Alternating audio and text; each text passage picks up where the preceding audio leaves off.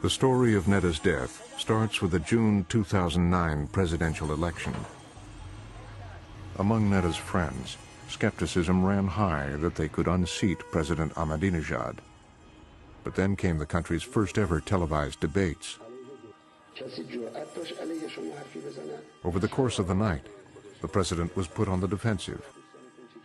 He says, "Why do you call me a dictator?" Well, I did not say you are a dictator, but your method definitely leads to dictatorship.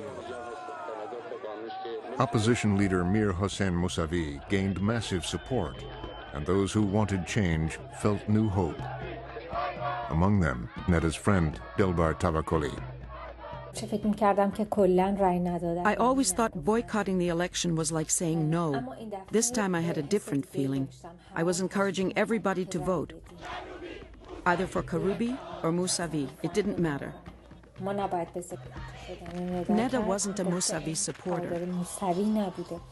It was a voice of protest, not in support of a particular candidate, but everyone's voice of protest. As a new opposition movement surged around Mousavi, this was no longer the election foreign journalists like Scott Peterson had been let in to cover.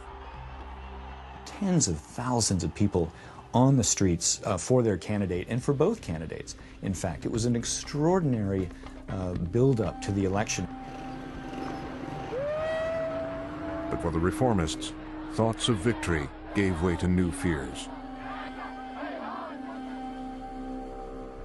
Just a few days before the vote, there was a rumor that swept the text messaging system, and that was that Ahmadinejad's people had imported 2 million pens with disappearing ink.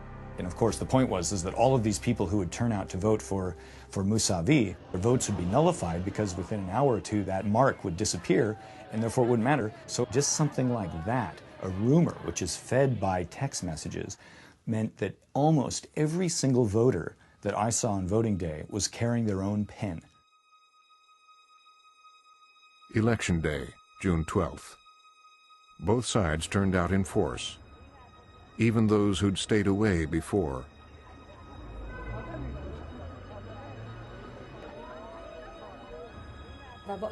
I took my ID card with full enthusiasm and went and voted. By the evening, when I found out one of my friends hadn't voted, I took her to the ballot box myself and made her vote. But government interference at the polls discouraged opposition voters. Neda's sister told us Neda was among them. Neda went to a couple of polling stations and was told that neither Mousavi or Karoubi's representative were present. She tried to vote, but wasn't able to.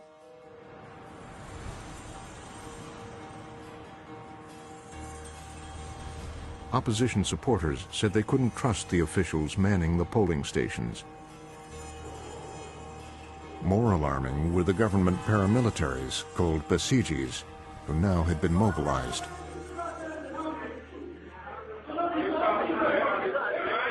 Late afternoon of Election Day, the Basiji militia struck, entering Mousavi headquarters.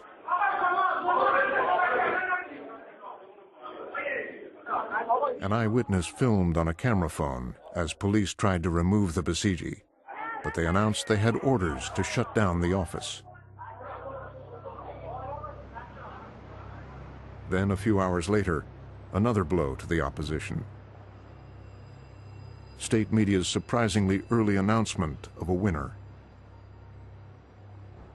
The first reports, in fact, came from Fars News, which put up an initial story saying what the actual results were. And it was well ahead of its time. Obviously, it had been prepared in advance, and it wasn't long before it disappeared. But we had this initial statement that Ahmadinejad was doing very, very well. But across Tehran, the opposition was projecting its own victory.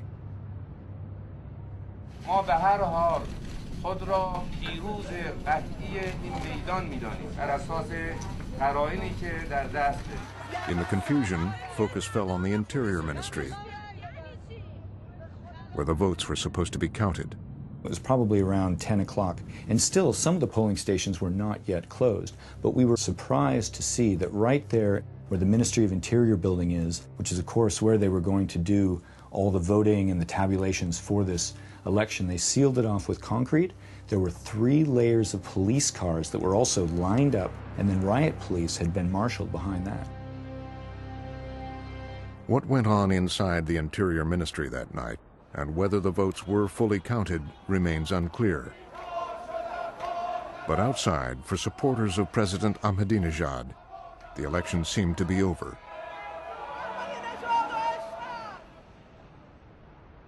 The next morning, the official results were broadcast to the world. The Iranian Interior Minister said the election procedures are very clear and the government abided by law in all voting stages. Somehow that day felt like the end of everything. And the worst feeling was that I had unwittingly helped them gain that legitimacy. محمود احمدی نژاد 24,527,516. Much was made of Ahmadinejad's margin of victory. Ahmadinejad broke the 1997 record of former President Mohammad Khatami, who got 63% was exactly the figure leaked the previous night, before the polls had closed. Meanwhile, Hossein Mousavi has strongly protested the vote, calling it a charade. One reporter from Press TV, Iran's state English-language station, was shocked at her channel's reports. So my colleague calls and he's like, "Why aren't you at work?" And I just said, "I'm not coming to work." And he said, "Oh, wow, well, maybe you can come tomorrow. Maybe we can get someone else to do the show today." I'm like, "No, I'm really not coming to work anymore because I'm not happy with the coverage of this network. I cannot do this." Faranak quit state TV in protest and took to the streets.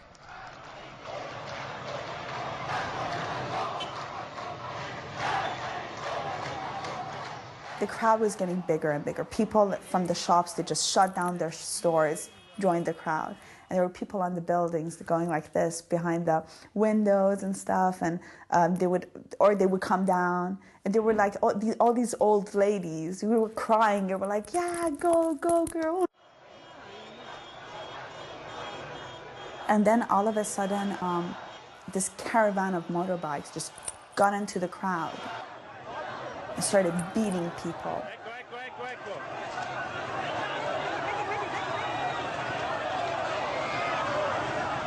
A special unit of riot police had been dispatched, trying to take back the streets.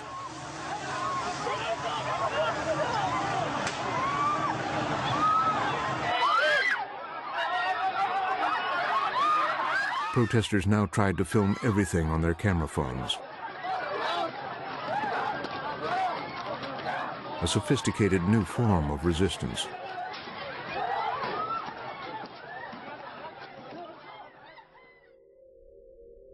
Neda's sister tells us Neda was part of the protest.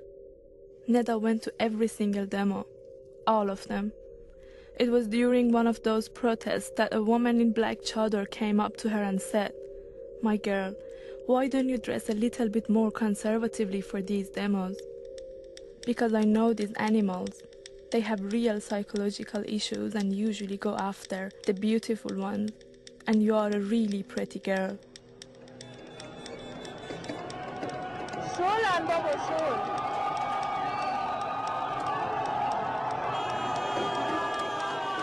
We were a few girls, and we thought that if we stand on the front line and start throwing stones, the police would be more hesitant to shoot at a girl or beat a girl. Little did we know that we would be the first people to get actually attacked.